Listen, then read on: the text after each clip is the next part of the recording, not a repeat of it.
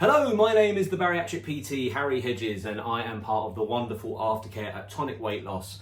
And I'm really keen to get across more information as a sort of a value I have. If I get asked a question more than once, I want to record it because I want to help as many people as possible when it comes to weight loss surgery, and most importantly, how to fulfill the potential of weight loss, because it's not just a number of on the scales. It's not a case of you are defined by that number. It's very much how we use that to our advantage going forwards. And I think one way to really aid this understanding is a question, as I say, that's come up a couple of times already this week, is good and bad food, okay? And why, in my opinion, there is no such thing as good or bad food in diet. Now, that can be quite controversial because it goes against what Slimming World and what certain diet culture dictates, okay? So let me explain. It takes a bit of explaining because I think, of course, calorie dense food that doesn't fill you up, that you can overconsume, is not good for you usually. But there is a balance in moderation, and I'm going to give you sort of three reasons why, okay? The first reason is because there is always a time where you have to consume certain food groups. Now, what I mean by this is the best way of, best analogy I can put across for this is money. Let's just say you want to save money for the calendar year or the calendar 5 years or whatever it may be. You have a target in mind. Does that mean that you can't go on holiday? Yes or no?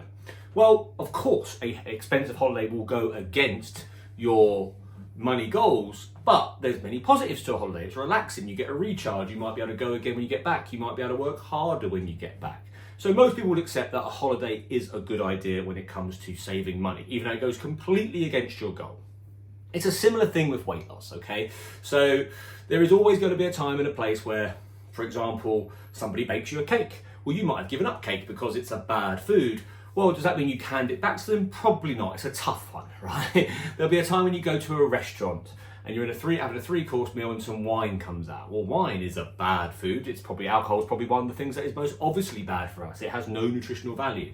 Does that mean you can't have it? Well, if you're setting yourself up for this, I'm only going to have good, because let's face it, if there is only good or bad food, you're only going to have good, aren't you? Then we need to have an understanding of moderation around it, because truth be told is, in my opinion, life is life. It's not going to allow you to only consume good food all the time. So with that in mind, we know that people tend to press the eject button as and when they do something that they didn't set themselves up to do. So when life comes along and means that you have to have bad food, you have it, and then it becomes this sort of start again on Monday philosophy. So Saturday night you have it, Sunday binge eat, start again on Monday. Well, that's going to cause a lot of harm over the course of time. Maybe people even wait longer to the 1st of January, Christmas, all the bad food comes along then, and we wait till the 1st of January. It's a trend that many people are familiar with. If we have an open mind towards it and go, right, okay, so what do I need to have as pillars of my health? There's plenty of studies showing that protein needs to go up. Many people still aren't getting enough post-weight loss surgery, okay? We sort of say 60 grams, but there needs to be, if you're getting 80 to 100 over time. Let's just say you're 6 months post-op and you don't know what that looks like. I'd really invest time in understanding what that looks like. But let's just say we're hitting 80 to 100 grams of protein. We're getting our fluids in at 1.5 litres. We're getting our fibre in, getting double figures fibre, 10 to 15 grams of fibre.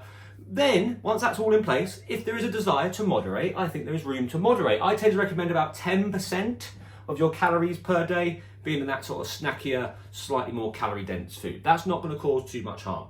Now, again, there will be a time when you have to have a pizza. There will be a time when you have to do whatever it is you have to do. But as long as we have that goal of like, I'm going to have 80%, 90% of my day the right stuff, topping it up with the bad stuff. And when I say bad, I don't want to be a hypocrite here. In my opinion, there is no such thing as bad food, but probably slightly more calorie dense food that doesn't fill you up very much. That's very moreish, so it tends to be sort of like sugary carbs. A combination of carbs and fats tends to do that quite well. Pizza, chocolate, crisps, things that don't involve protein. So again, if we have protein first and we have fluids in for the day, you're creating the environment for you to thrive, because we know that people tend to turn to the slightly more calorie dense stuff when they're stressed out, when they're tired, when they're not full. Again, these pillars in place around protein and fluids. And I'm even going to throw exercise in there as well. Even though it's not a nutritional thing, it helps with a progressive environment, it helps with stress release, and it takes people's mind off doing bad food when maybe they don't want to, okay? The second reason why I'm going to bring this up is because the industry just won't really allow it to happen. What do I mean by that? Define to me bad food. What is it? So a salad is a good food. Well, there's plenty of I don't know, chicken bacon salad with lots of sauce on, that's, you know, that's 900 calories that you can get. I saw one the other day, actually, it was 920 calories from Tesco, I think it was.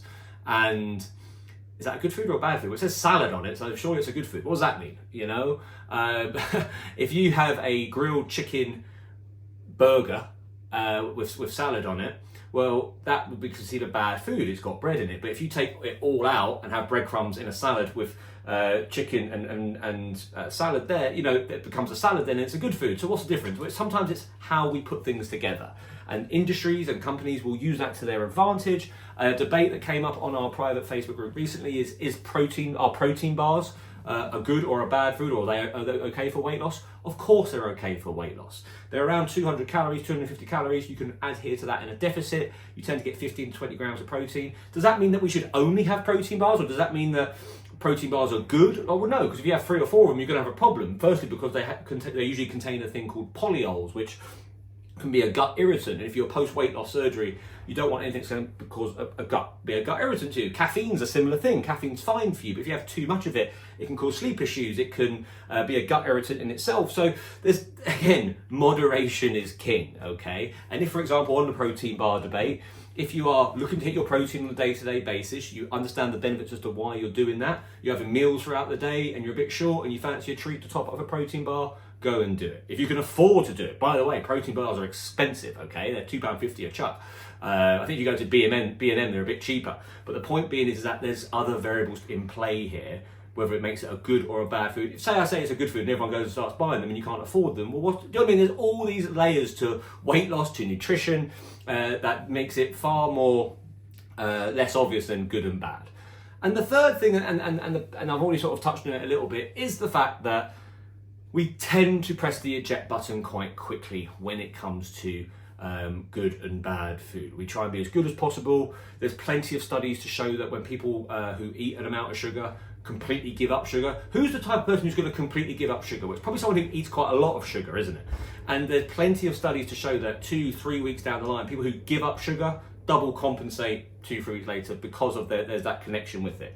Now, our body is resilient. It can deal with a certain amount. Of course, if we're just mindlessly eating sugar and we're over-consuming to the point we're in a calorie surplus without getting any other nutrients in, or even having an understanding or caring what other nutrients they bring in, then yes, that's going to result in problems. But if we're having around 10% of our day and the odd snack, and we're doing that now and again to top up what we've had, no real problems. It's not like you eat something and it sticks to you. You know, like our body is a thermic. It's the thermic effect of food is present. It burns. It's a constant furnace all the time. But if you overuse the furnace, it can't do it. It tends to stick. That's the way calories work. It's so similar to money. I can't. You know, when you understand calories, when you understand macronutrients, it's so similar to money. We all earn a certain amount of money, hopefully, and we make decisions on a day-to-day basis based on whether we afford it or not. If I wanted to sell you this iPad and I said to you it's 50 quid, you'd probably say, oh, that's a good idea, that's worth my money. If I said to you it's £1,000, you might go, I know that's not worth that, I'm not going to buy it.